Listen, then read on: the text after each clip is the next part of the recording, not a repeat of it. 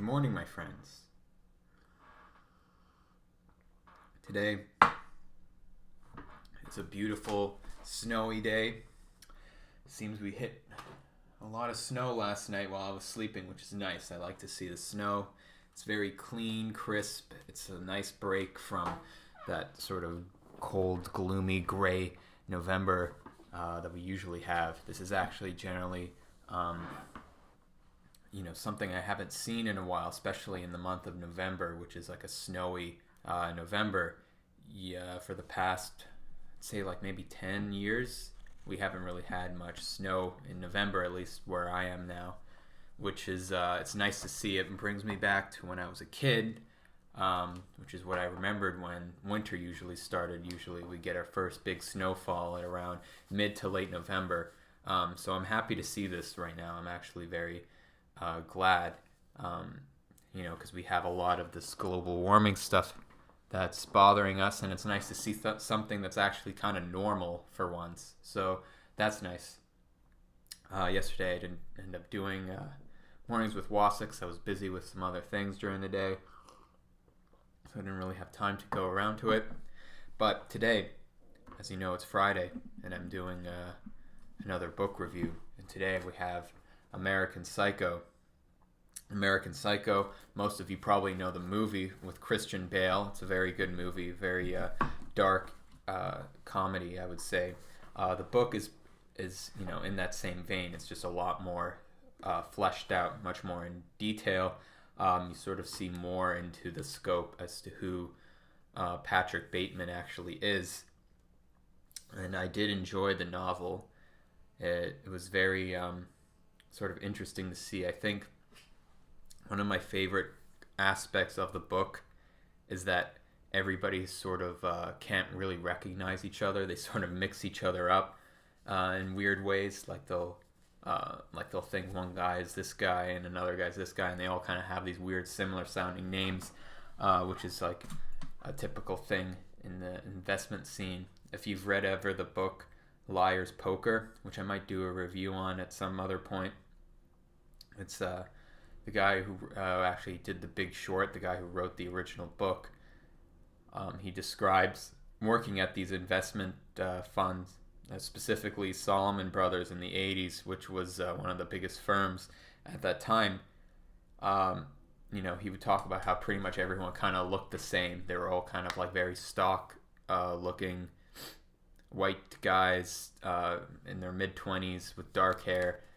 Generally well built, and that was sort of like the standard of what that was. However, with this novel, there's some, I think, a little bit of detail that's missing. I think the author could have done a little bit more research into, how these investment firms work. I think that wasn't really the main point of this book, which is totally fine. I still enjoyed it, but I still think it's a little bit of a cop-out to sort of, just take away from the actual setting of what's actually going on to understand what it is he actually does as a job. I think that's a very important part. And I think that's important, especially if you're trying to sort of encapsulate an environment that these people are working in. It's important to know what it is they actually do, and how they actually make money. There's the common thing in this book that they seem to not really be working at all the time. They seem to kind of just be doing nothing all day. Which it depends really what investment firm. It depends what you're actually doing in those firms. But they're generally, if you're working in that environment, especially in the early 80s, they did a lot of different work. I mean, they work very hard. You're up at 5 in the morning.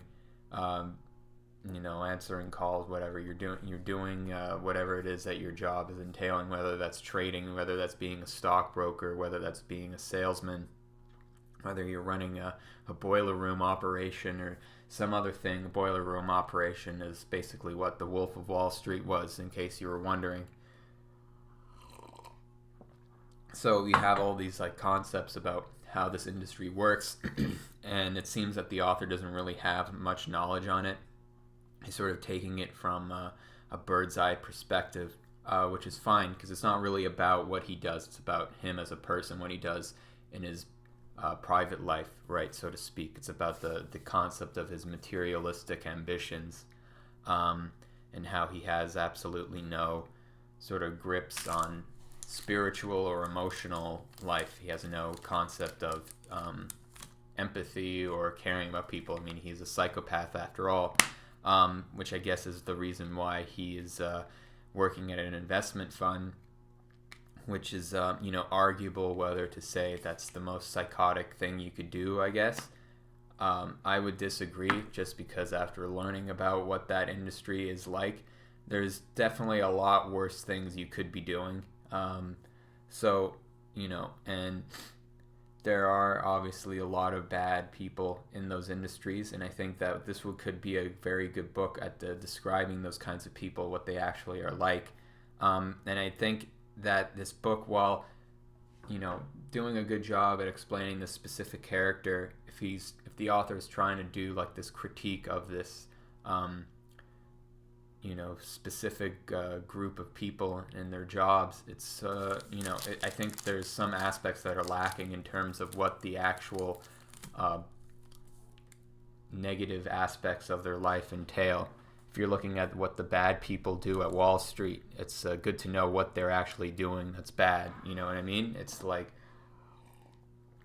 there's a notion that people have this negative outlook as to people who work on Wall Street as being super greedy and whatnot, and they might be right to some degree depending on the person who's working there. But I think it's important to know, okay, why are they bad? What are they actually doing that is of consequence? And it's different for everyone. There's some people who they think they're immoral because they, like, let's say George Soros shorts the British pound and makes $1 billion. People think people are immoral because they do things like that. And there's also the other side of people who are salesmen, essentially. If you want to think about what's the most immoral thing in Wall Street, it's probably the people who are actually selling stocks to investors.